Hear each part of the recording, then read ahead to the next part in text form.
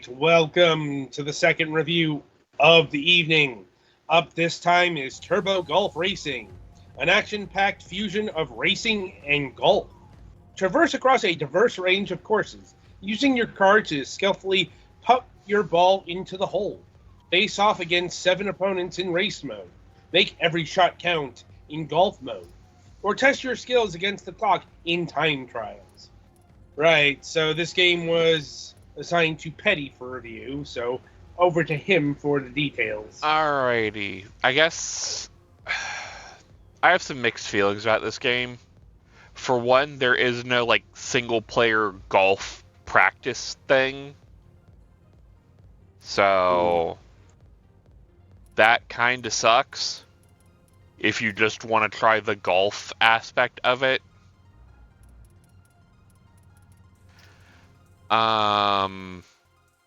As far as other general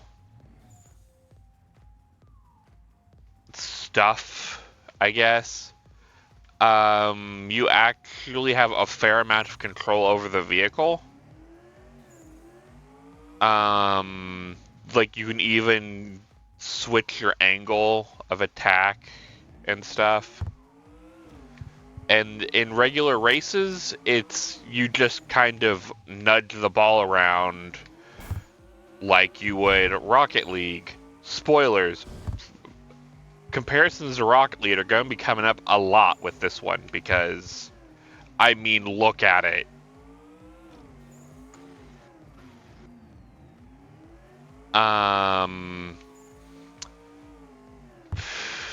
And then your main goal is to get it in the hole.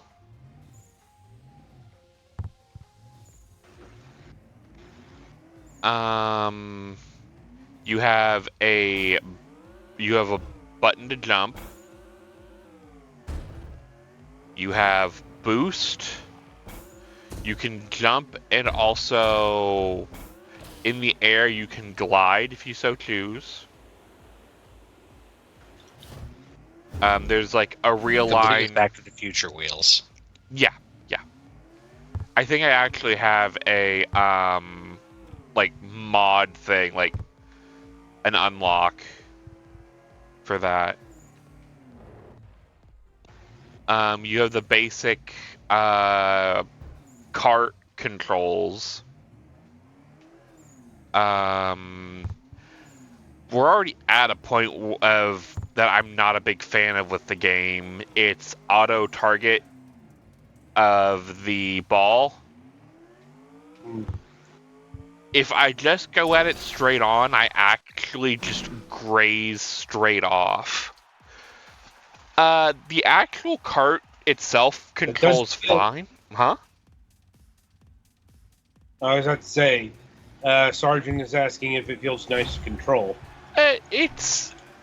I would like it a little looser, but I know there are some people who prefer a stiffer driving experience with stuff like this.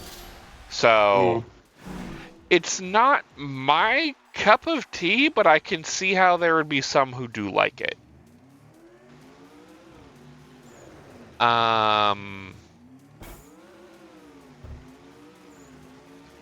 There is limited boost capacity, like Rocket League. You can refill your boost in various ways. And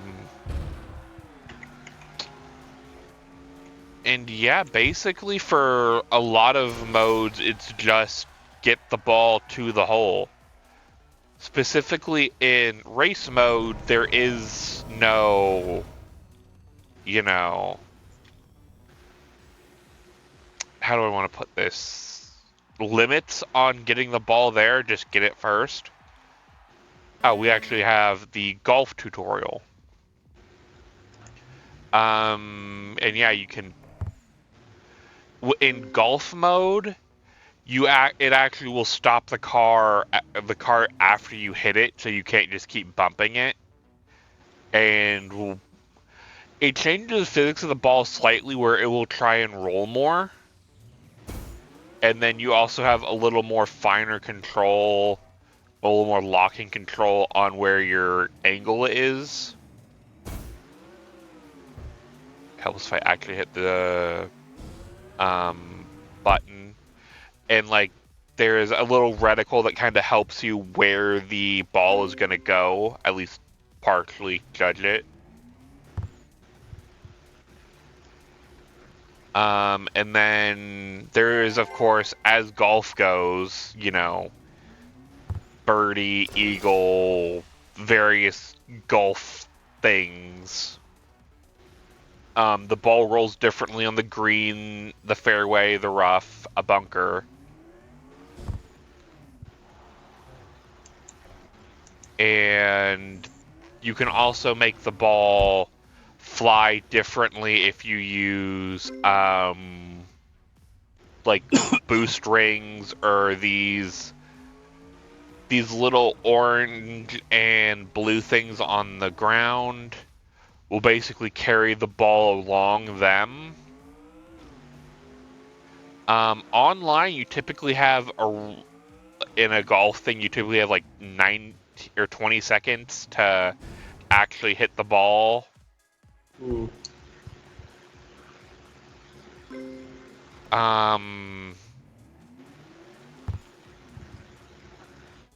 It's kind of a conveyor belt, Sergeant, but it doesn't carry its momentum afterward, which is something I'm not a fan of with that, but I guess to each their own on that. Oh, 15, yeah. And that, because of the way the camera is, it is very hard to line up your shot, the ball lock on camera. Because, yeah, I'm just not a fan. I wish there was a way I could change it. So, this game is mostly, it wants you to be online. There, like I mentioned, you can't really do golf single player well. And, like, whenever you immediately try and get in, it wants you to just, like, boot up with friends. You know, stuff like that. Which, I mean, it's fine. It has some live service trappings, but they don't want money. They want play. Which for a second, I saw the shop thing and I was like, oh no, I'm grilling this thing. And it wants you to play. It doesn't want you to put in your credit card information, which is good.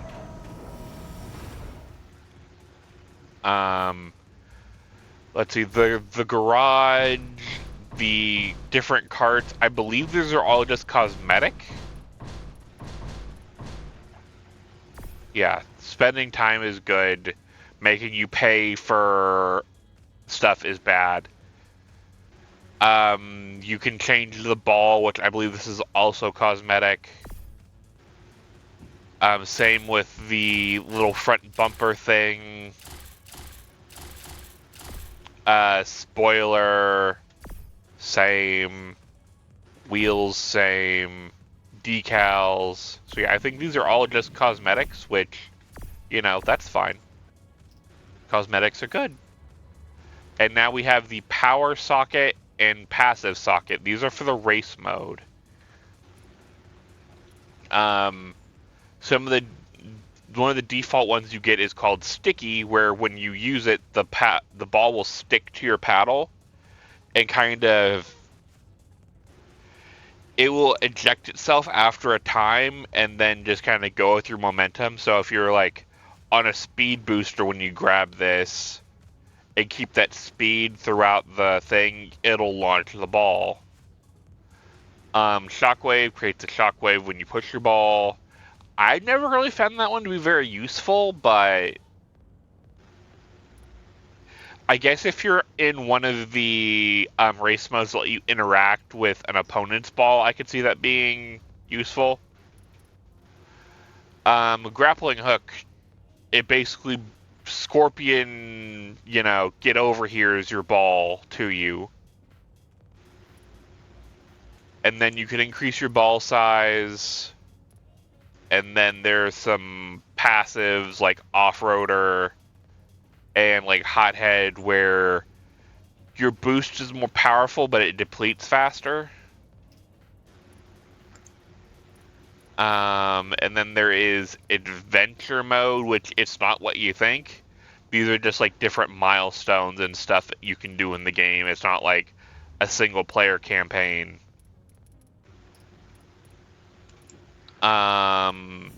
There is the season. No, there is not a paid season pass. Just play more and unlock more. Again, very good. More devs need to learn from this. There is some DLC, and you can get some carts, but I think they're also just cosmetic again, so it's not like you need to throw down extra money to have the best cart. And then similar to like some of this stuff, like I could have the baseball ball if I so desired. And yeah. There is gears, which are kind of the quote-unquote regular currency. And then there are trophies, which you get for winning. I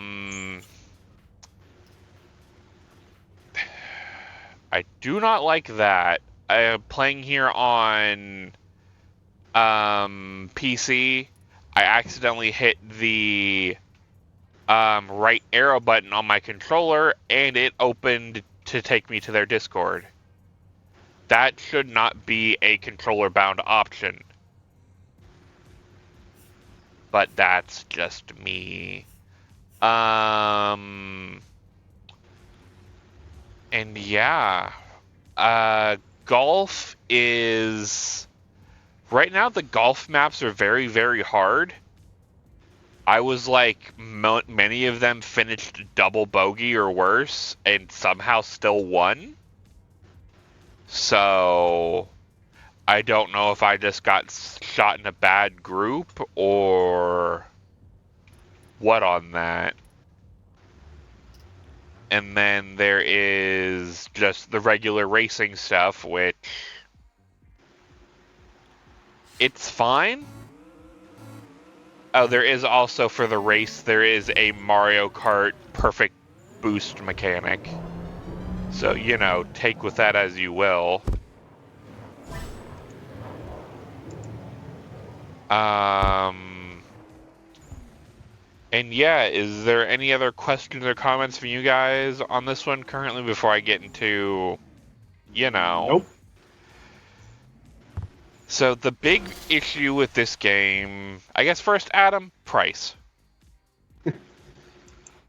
Well, the price is $9.99, at least the base price. Mm-hmm. And I like the DLC boxes, things are like $5 each. 3 to 5.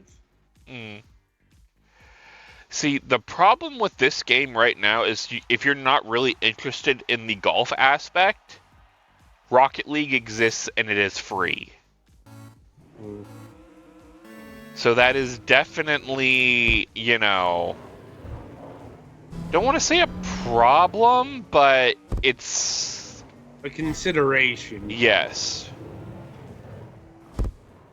Because, like, why would I pay $10 for a game when I can just boot up Rocket League?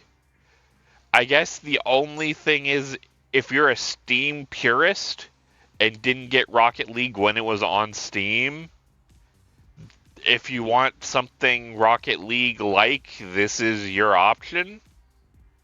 But if you're an Xbox gamer or don't, you know, not extremely apropos to using Epic Game Store, this one's a hard sell, unless you're really interested in car golf.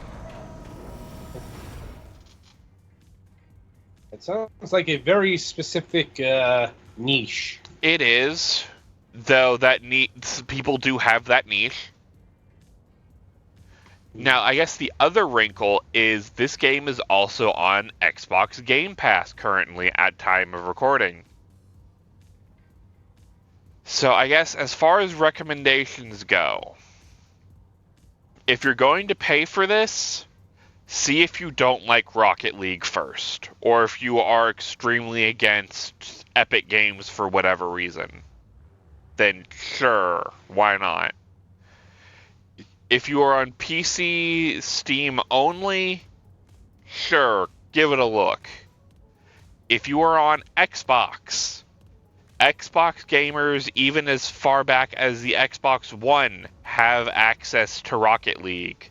So, before statement applies, if you don't like, give this a try, only if you're not a fan of Rocket League.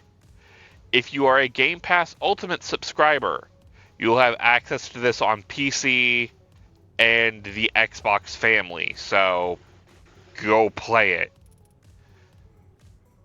And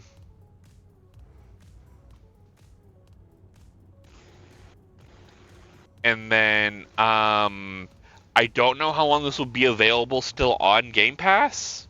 So obviously, if it comes off in a few months, then that would obviously kind of change how the recommendation would go. But like, even on my Xbox One, it played alright. It loads a little slow, but that's because the Xbox One has a spinning disk hard drive. If I slapped an SSD in there, it would probably run pretty damn good. And yeah, the game is okay, but there are free options that are kind of better than it in the market that really will hinder its adoption. And I can't... My issues with the ball tracking camera are enough that I can't really fully recommend this to somebody. Unless it doesn't bother them, which you would have to try it if you already have Game Pass anyway. And then as far as like Game Pass goes, this isn't a game you buy Game Pass for. This is a game you play because you already have Game Pass. So I think that's everything I can think of on the game. Do you guys have any other questions, comments? Nope. Don't think I missed anything. Like, music there. I wouldn't go Yeah, look I think I'm good. I wouldn't look for in other places. And then, yeah, it's a Rocket League style game, but you're playing a different game, if that makes sense.